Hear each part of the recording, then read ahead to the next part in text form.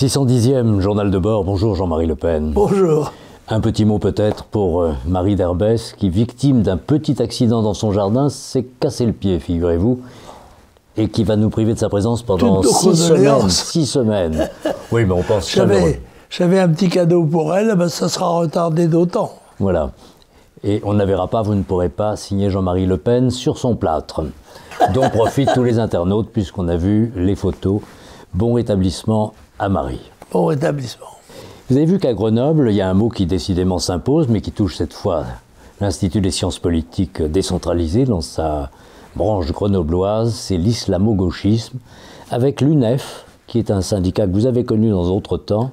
Oui, mais qui était un syndicat unitaire d'une grande formation, qui était d'ailleurs pratiquement la formation unique de représentation des étudiants, et qui allait de l'extrême gauche à l'extrême droite. Ce qui faisait que les congrès étaient généralement très vivants, c'est le moins qu'on puisse dire, et ça durait toute une semaine.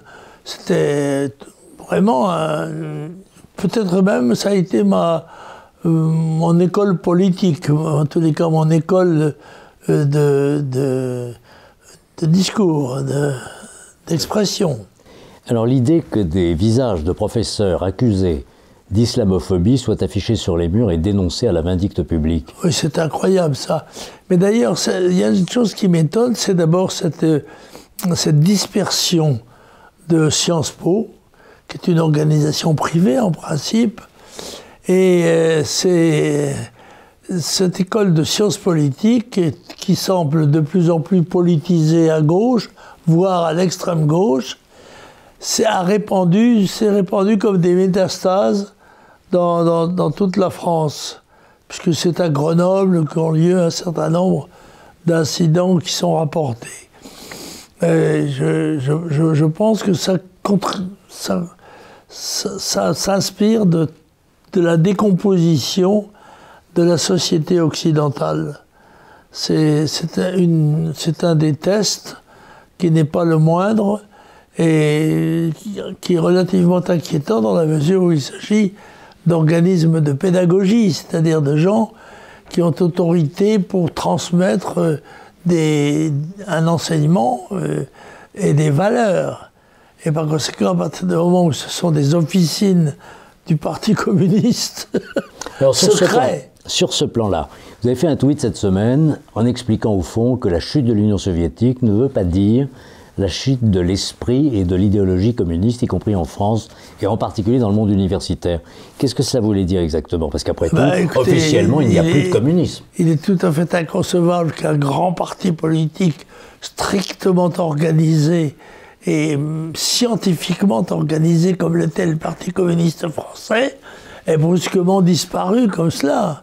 Il est bien évident qu'il est resté des cadres, des organisations, des réseaux, et que ceux-ci agissent non plus sous la couleur du Parti communiste, qui n'est pas d'actualité, si j'ose dire, mais toujours dans le sens de la même idéologie, qui est quand même un des seuls partis qui soit résolument d'opposition antinationale.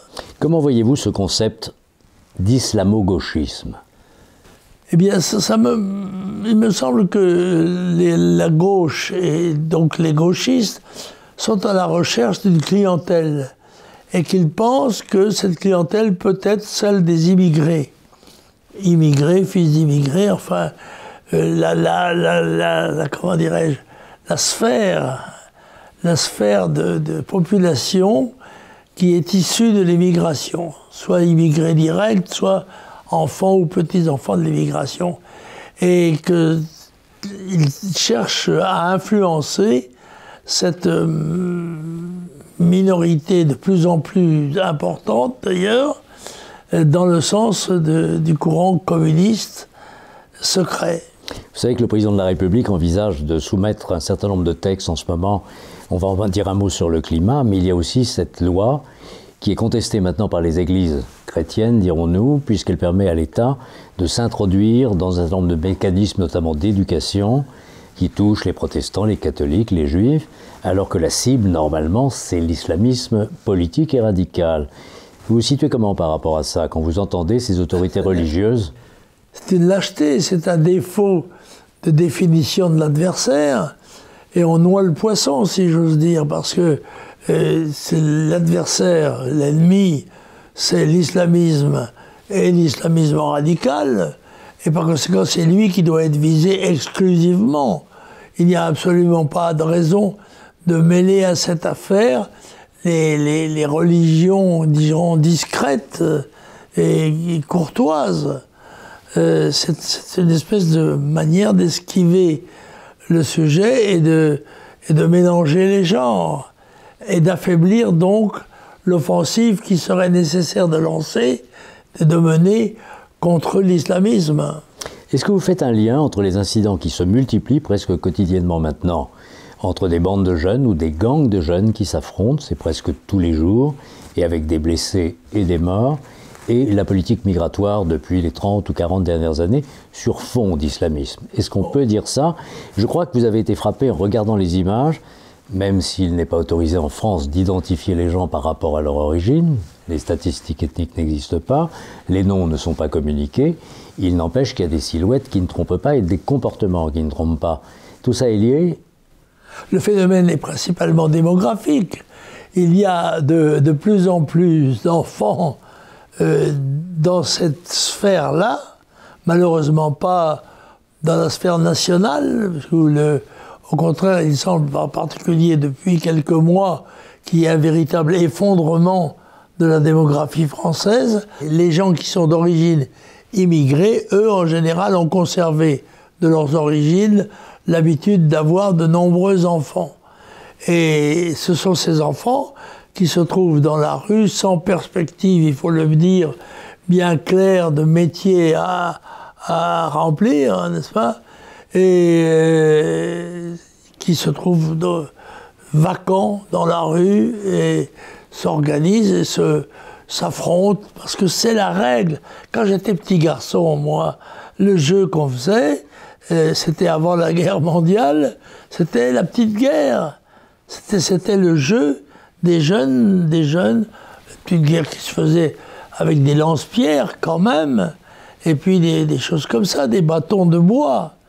Mais je crois que l'homme a un désir naturel de s'affronter à la réalité, et quelquefois à la réalité de son compagnonnage.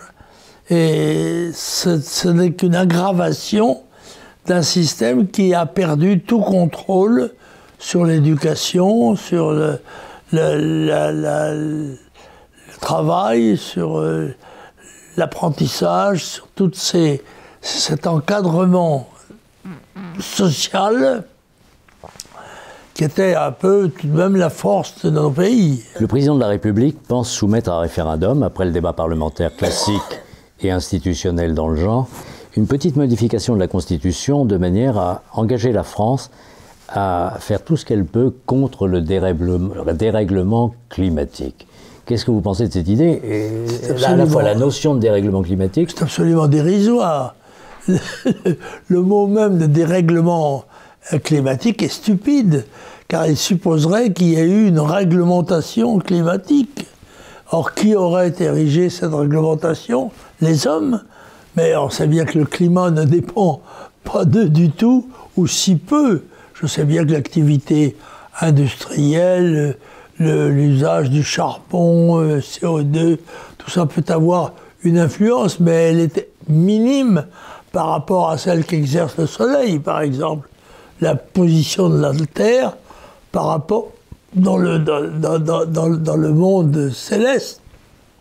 Et par conséquent, ce terme de dérèglement climatique est absurde. Mobiliser les Français pour les faire voter dans un cadre référendaire sur une phrase pareille... C'est ridicule. C'est ridicule et encore une fois, c'est un masque. C'est